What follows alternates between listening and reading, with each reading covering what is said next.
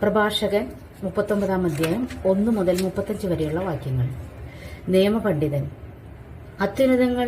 അത്യുന്നതന്റെ നിയമങ്ങൾ പഠിക്കുന്നതിൽ താൽപര്യമുള്ളവൻ എല്ലാ പൗരാണിക ജ്ഞാനവും ആരാഞ്ഞ് അറിയുകയും പ്രവചനങ്ങളിൽ ഔത്സുക്യം പ്രദർശിപ്പിക്കുകയും ചെയ്യും.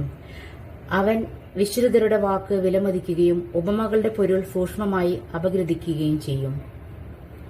അവൻ ആത്മവാക്യങ്ങളുടെ ആന്തരാർത്ഥം തേടുകയും ഉപമകളുടെ നിഗൂഢതകളെ സ്വായത്തമാക്കുകയും ചെയ്യുന്നു. അവൻ മഹാന്മാരെ സേവിക്കുന്നു. ഭരണാധിപന്മാരുടെ മുമ്പിലും അവന് പ്രവേശനമുണ്ട്. വിദേശ രാജ്യങ്ങളിൽ അവൻ സഞ്ചരിക്കും. മനുഷ്യരുടെ നന്മ തിന്മകൾ അവൻ വേർതിരിച്ചറിയുന്നു. സൃഷ്ടാവായ കർത്താവിനെ അന്വേഷിക്കാൻ അവൻ അതിരാവിലെ താൽപര്യപൂർവ്വം എഴുന്നേൽക്കുന്നു. അവൻ അത്യുന്നതന്റെ മുൻപിൽ പ്രാർത്ഥനകൾ അർപ്പിക്കുന്നു. അവൻ പാപമോചനത്തിനായി യാചിക്കുന്നു. സർവശക്തനായ കർത്താവ് കനിഞ്ഞാൽ ജ്ഞാനത്തിന്റെ ചൈതന്യം അവനിൽ നിറയും.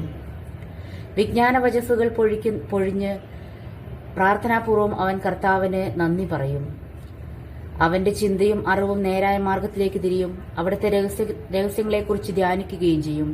അവൻ പ്രബോധനങ്ങളിലൂടെ അറിവ് പ്രകടമാക്കുകയും കർത്താവിന്റെ ഉടമ്പടി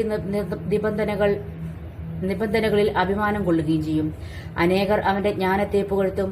അതൊരിക്കലും മാഞ്ഞു പോവുകയില്ല. അവന്റെ സ്മരണ അപ്രത്യക്ഷമാവുകയില്ല. അവന്റെ നാമം തലമുറകളിലൂടെ ജീവിക്കും. ജനതകൾ അവന്റെ വിജ്ഞാനം പ്രഘോഷിക്കും. സമൂഹം അവന്റെ സ്തുതി ഉദ്ഘോഷിക്കും. ദീർഘകാലം ജീവിച്ചിരുന്നാൽ ആയിരങ്ങളുടേതിനേക്കാൾ ശ്രേഷ്ഠമായ ഒരു നാമം അവൻ അവശേഷിപ്പിക്കും. അവൻ മരണമടഞ്ഞാലും അത് നിലനിൽക്കും. സൃഷ്ടാവായ ദൈവത്തിന് സ്തുതി.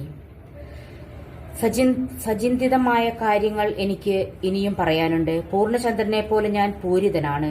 വിശ്വസ്തന്മാരായ പുത്രന്മാരെ, എന്റെ വാക്ക് കേട്ട് അരുവിക്കരയിലെ പനിനീർച്ചെടി പോലെ മുട്ടിടുവിൻ. കുന്തിരിക്കം പോലെ സൗരഭ്യം പരത്തുകയും ലില്ലി പോലെ പൂവണിയുകയും ചെയ്യുവിൻ. സുഗന്ധം പരത്തുകയും സ്തുതിഗീതം ആലപിക്കുകയും ചെയ്യുവിൻ. കർത്താവിന്റെ എല്ലാ പ്രവൃത്തികളും നിമിത്തം അവിടത്തെ വാഴ്ത്തുവിൻ.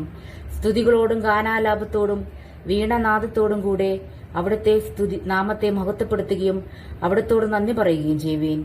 നിങ്ങൾ ഇങ്ങനെ പറയണം: എല്ലാ കർത്താവിന്റെ പ്രവൃത്തിയാണ്, അവയെല്ലാം അത്യുത്തമമാണ്. അവിടുന്ന് കൽപ്പിക്കുന്നതൊക്കെയും അവിടുത്തെ നാമത്തിൽ നിർവഹിക്കപ്പെടും. എന്തുകൊണ്ട് എന്നിങ്ങനെ ആർക്ക് ചോദിക്കാൻ സാധിക്കുകയില്ല.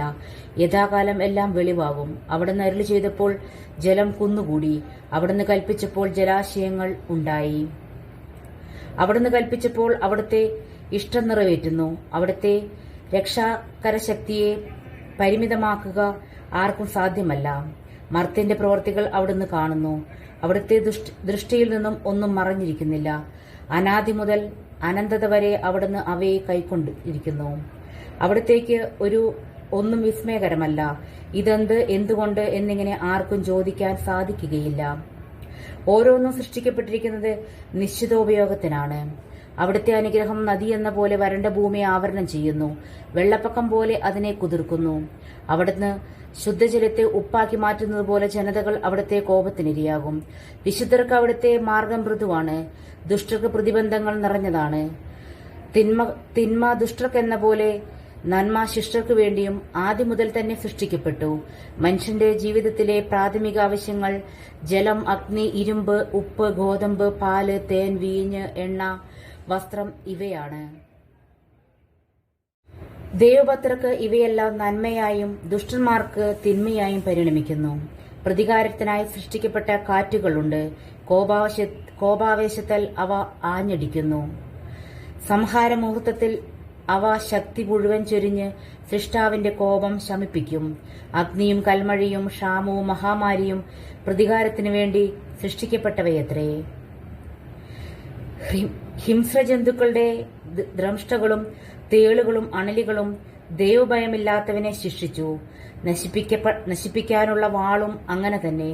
അവിടുത്തെ കൽപ്പനയിൽ അവ ആഹ്ലാദം കൊള്ളുകയും കർത്തവ്യ നിർവഹണത്തിനു വേണ്ടി ഒരുങ്ങിയിരിക്കുകയും ചെയ്യുന്നു. സമയം വരുമ്പോൾ അവ അവിടുത്തെ വാക്ക് ലംഘിക്കുകയില്ല. ആദ്യം മുതൽ തന്നെ ഇത് എന്നും ബോധ്യപ്പെടുത്തുകയാൽ ഞാൻ അതേപ്പറ്റി ചിന്തിച്ച് രക്ഷപ്പെടുത്തി. കർത്താവിന്റെ പ്രവൃത്തികൾ ഉത്തമമാണ്. യഥാസമയം അവിടുന്ന് ആവശ്യങ്ങൾ നിറവേറ്റുന്നു. ഒന്നും മറ്റൊന്നതിനേക്കാൾ മോശമാണെന്ന് പറയാനാവില്ല. ഓരോന്നും യഥാകാലം നന്മയായി തെളിയും. അതിനാൽ പൂർണ്ണ ഹൃദയത്തോടെ ഉച്ചത്തിൽ ഗീതം ആലപിച്ച് കർത്താവിന്റെ നാമം വാഴ്ത്തുവിൻ. ദൈവമേ സ്തുതി എനിക്ക് യോഗ്യമാവുന്നു. ബാറയ്ക്കുമോ.